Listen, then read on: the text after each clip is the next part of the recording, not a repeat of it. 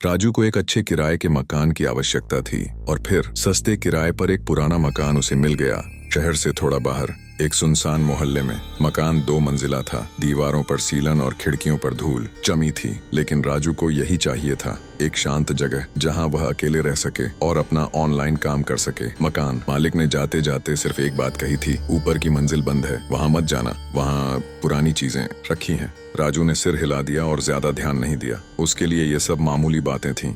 वह अंधविश्वास में यकीन नहीं करता था। पहली 2 रातें बिल्कुल सामान्य थीं। तीसरी रात कुछ बदल गया। रात के करीब 1 बजे राजू की नींद अचानक खुल गई। उसे महसूस हुआ जैसे कुछ चल रहा हो। फिर वह आवाज आई, खट खट खट, जैसे कोई भारी कदमों से सीढ़ियां चढ़ रहा हो। वह थोड़ा डर गया। उसने बगल में रखा मोबाइल उठाया, टाइम देखा, रात के 1 बजे हो रहे थे।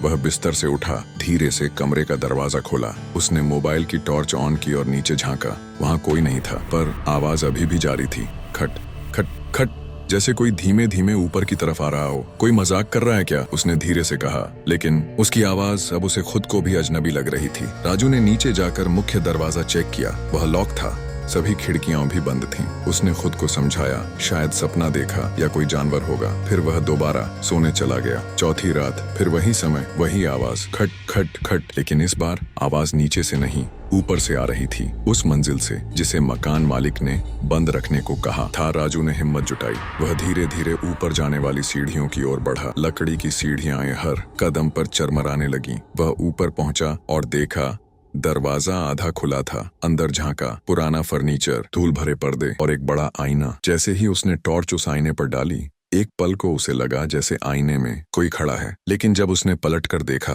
वहां कोई नहीं था। उसी वक्त उसकी टॉर्च बंद हो गई। अंधेरा, गहरा, ठंडा। तभी फिर वही आवाज, खट खट खट, पर इस बार ये आवाज उसके पीछे से आ रही थी। राजू मुड़ा। वहां कुछ था, एक परछाई, एक महिला की आकृति, सिर झुका हुआ, बाल लंबे और उलझे हुए, चेहरा नजर नहीं आ रहा था। राजू ने कांपते हुए पूछा, कौन हो तुम? उसने धीरे धीरे सिर उठाया और जो चेहरा दिखा, उसे देखकर राजू की चीख गले में ही घुट गई। चेहरा नहीं था, वहां सिर्फ एक गहरा काला गड्ढा था, जैसे किसी ने चेहरा उखाड़कर उसकी जगह अंधेरा भर दिया हो।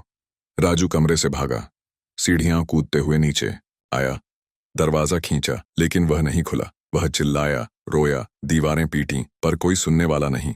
फिर वो परछाई सीढ़ियों से उतरने लगी।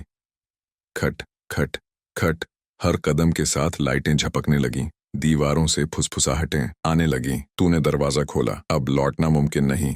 परछाई अब बिल्कुल सामने थी, और जैसे ही उसने हाथ बढ़ाया, सब कुछ काला हो गया। अगली सुबह मकान मालिक पुलिस के साथ आया। दरवाजा अंदर से बंद था। जब उन्होंने दरवाजा तोड़ा, राजू जमीन पर पड़ा था, धड़कन बंद, चेहरा डर से पूरी तरह सूजा हुआ था, जैसे किसी ने उसकी रूह खींच ली हो। मकान मालिक चुप रहा। उसे सब पता था, ये पहली बार नहीं था। उस मकान की दूसरी मंजिल पर कई साल पहले एक औरत ने आत्महत्या की थी। तब से हर नया किराएदार वही आवाजें सुनता है, सीढ़ियों की खटखटाहट। इस घटना के बाद मकान मालिक ने वह घर तोड़वा दिया और उस जगह को हमेशा के लिए छोड़कर कहीं दूर चला गया।